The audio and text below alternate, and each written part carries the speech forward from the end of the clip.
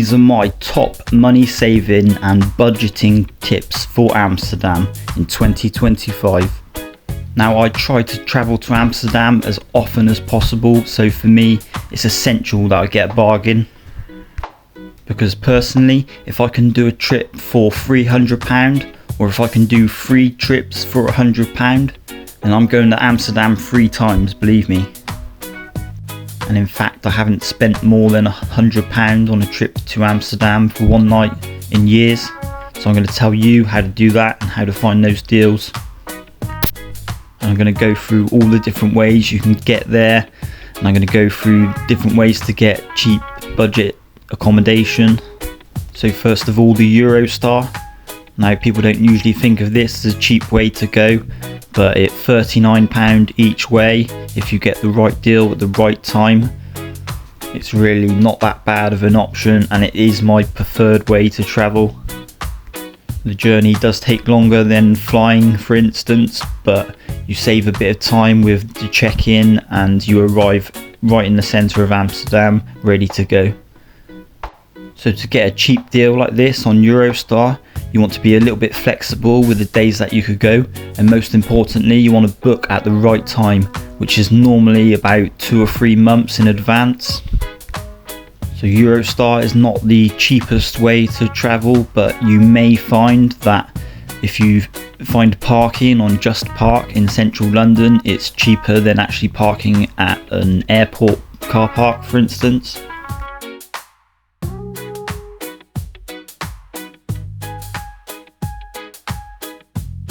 And with the Eurostar, you arrive straight into central Amsterdam. You don't have to get any kind of a transfer, a train or public transport to the centre.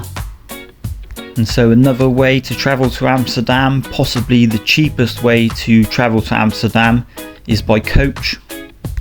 You can do this for as little as £25 from Victoria in London to Amsterdam Sloterdijk, which I think is about 3 miles from the centre, so you will have to find your way from there.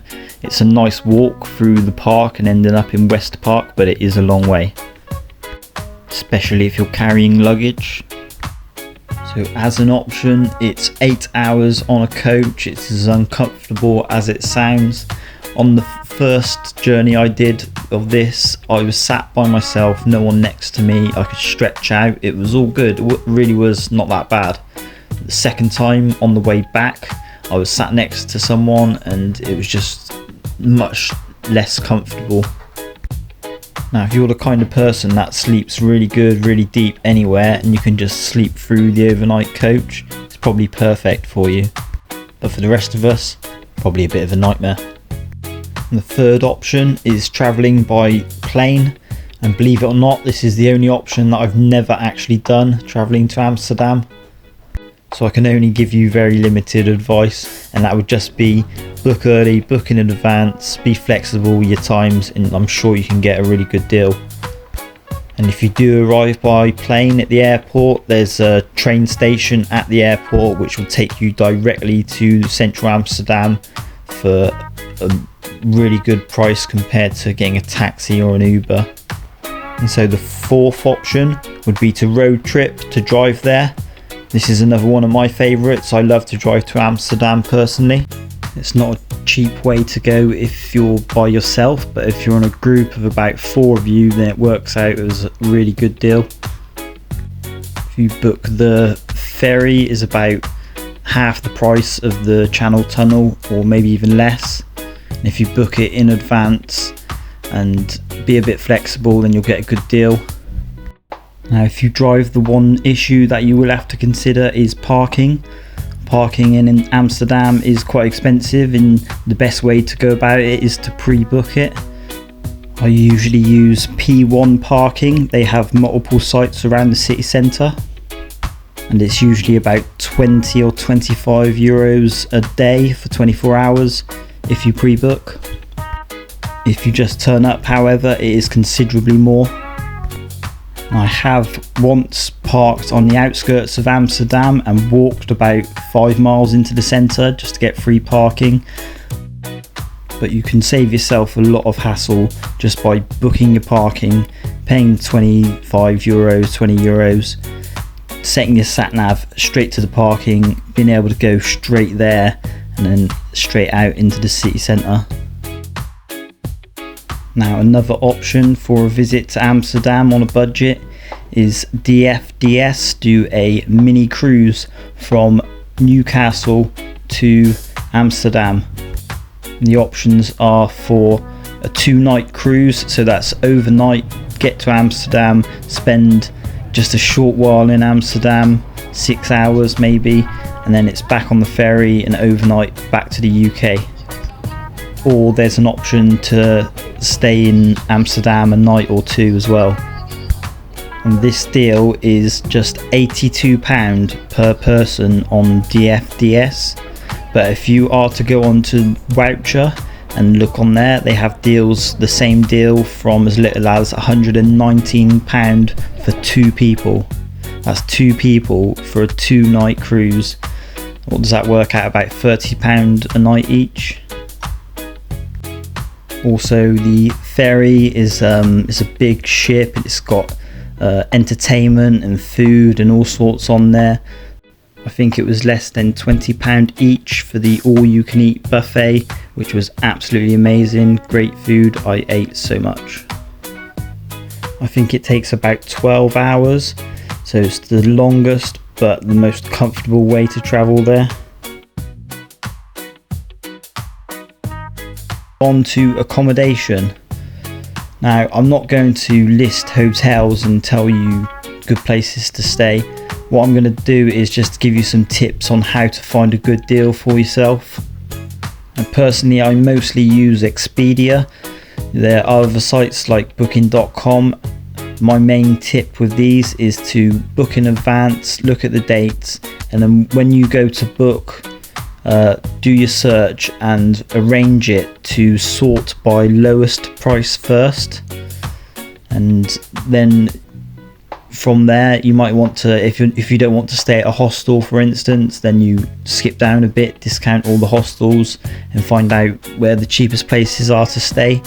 What you might find is a lot of these are quite far away from the centre, so you might want to look on the map feature and see what places come up on there based on price. So arrange your search results in order of lowest price first, but pay close attention to the location.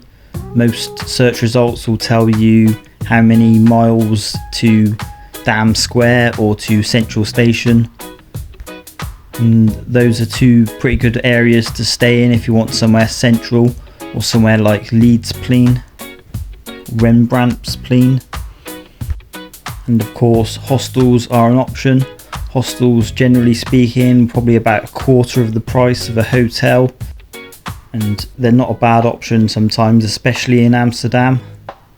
And if you're going in a group of say 4 people, it's worth looking at hostels because quite often they have rooms for 4 or maybe 6 people, and if there's a group of 4 of you, you can book the room and they'll just let you have the whole room to yourself.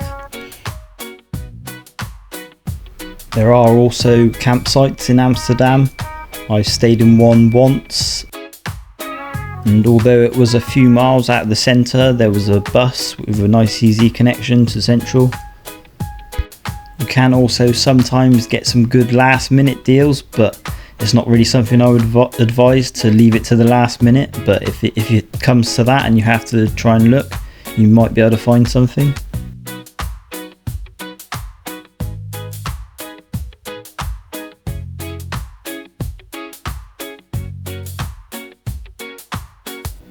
And one thing that you'll find in Amsterdam is that all the shops, or most of the shops, are very expensive around the centre. Just to get yourself a drink or something to eat, you're going to pay a lot of money. But there are a few places where you can go to get a bargain still. These Albert Heijn supermarkets are dotted around the city. There are small little ones which are like bakeries that do sandwiches and drinks, or bigger ones which are like little supermarkets. There's also these Dirk supermarkets. This one is in between Dam Square and De Wallen. So it's in a really good touristy area, and it looks small on the outside, but it's really big inside, and it's a really good shop. The other great place for a bargain in Amsterdam is the markets. This is the flower market close to the city centre. Really good for a bargain there. Souvenirs, flowers, all sorts of stuff there, loads. And at better prices than the Dam Rack and some of the more touristy streets.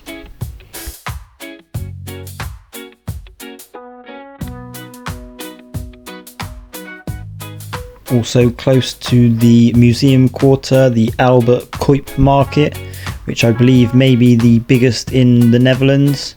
Correct me if I'm wrong. This market is huge. It's on 6 days a week and it's really good.